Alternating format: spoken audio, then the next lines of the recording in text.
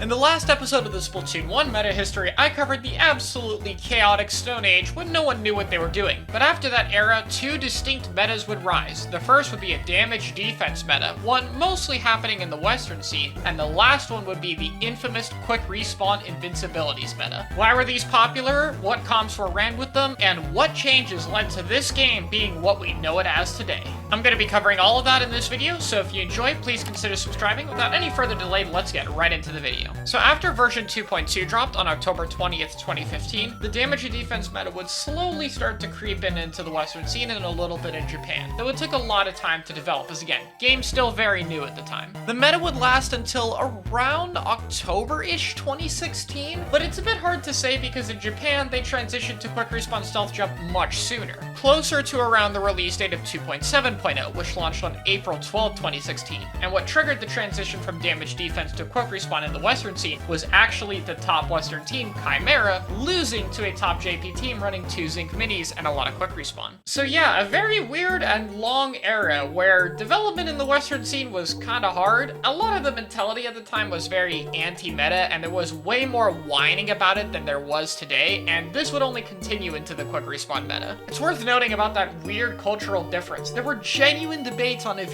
using the meta was okay, and if you were a bad person for exploiting it. That's how bad things were at the time. But anyway, why do people care about damage defense in the first place? Damage up was used for about 5 reasons. 1, it increased some weapons' time to kill / hitbox size. These would be things like chargers being able to kill in less of a partial charge, or rollers having a wider one-hit kill box. The second would be weapons decreasing the shots to kill if the opponents were basically touching enemy ink for a tiny millisecond. Pretty much exactly the same as MPU damage up today, except it's on way more weapons, and it stacks way better, and it also affects subs and specials. Yikes. Thirdly, it would be used on weapons that have a low, close to 100 kill time. So, for example, things like 52 that deals barely 104 damage. It would be used to basically increase its kill range since the fall-off shots would do more damage. Fourth, it would be used on weapons for combo potential. For example, 96 doing 72 damage to combo with bombs or other weapons, which also had the benefit of helping the fall-off damage one that I mentioned previously for free.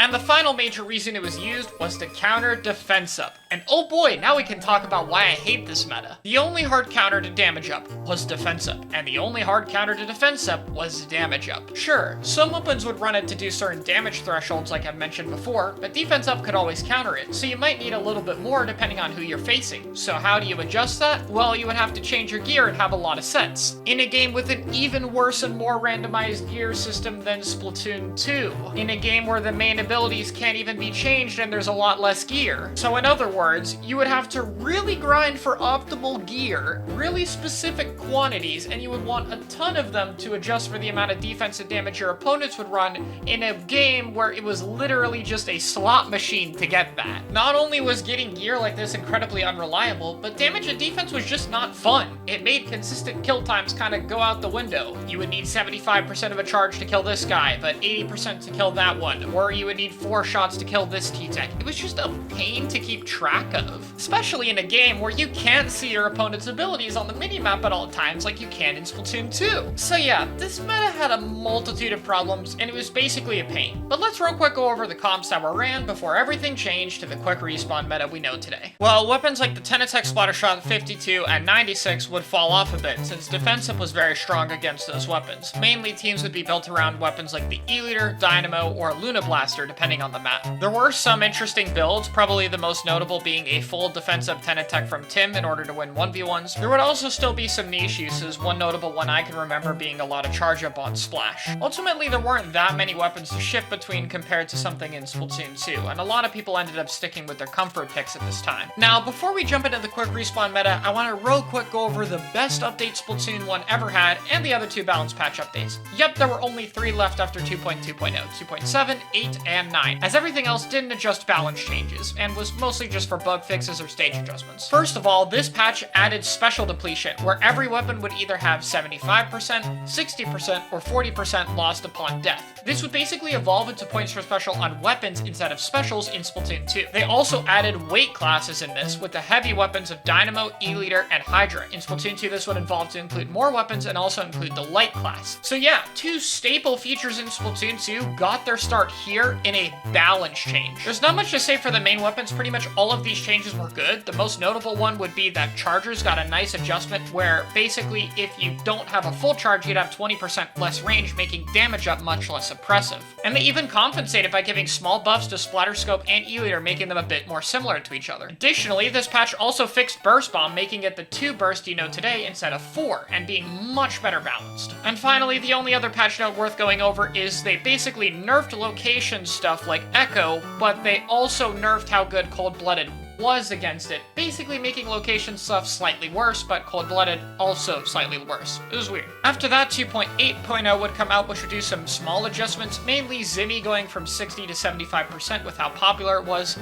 and there would also be some nice other small balance changes. The only notable one here would be Stealth Jump, which basically made it so you could only attack once you've landed from Stealth Jump. This was done because Dynamo's Horizontal Flick could do it immediately upon landing, and Stealth Jump in Splatoon 1 made your landing completely invisible. So yes, they had to nerf an entire ability because of Dynamo. Lastly, a bit later was 2.9.0, which was here to adjust Dynamo and Invincibilities. Dynamo would get a hitbox nerf by 18%, but a little bit better damage to the Rainmaker shield, but also it would take longer to recover your ink after flicking. Dynamo was pretty good and oppressive, and it would still be really good toward the end, but this would make its hitbox a little bit inconsistent. I think they nerfed it by a bit too much. I also have no idea why this is listed as all the Dynamos separately. This applies to all 3 Dynamos. Weird. The final patch happened was an adjustment to Invincibilities, which, spoiler alert, does not affect the QR Invincibility meta whatsoever. These would still only become more common. But basically, this made the duration a little bit lower, unless if you stacked special duration up. Which is great, because since everyone was running quick respawn, no one wanted to run special duration up. So this basically made the specials have a little bit less time. I really wish we got something like this for armor antenna missiles in Splatoon 2.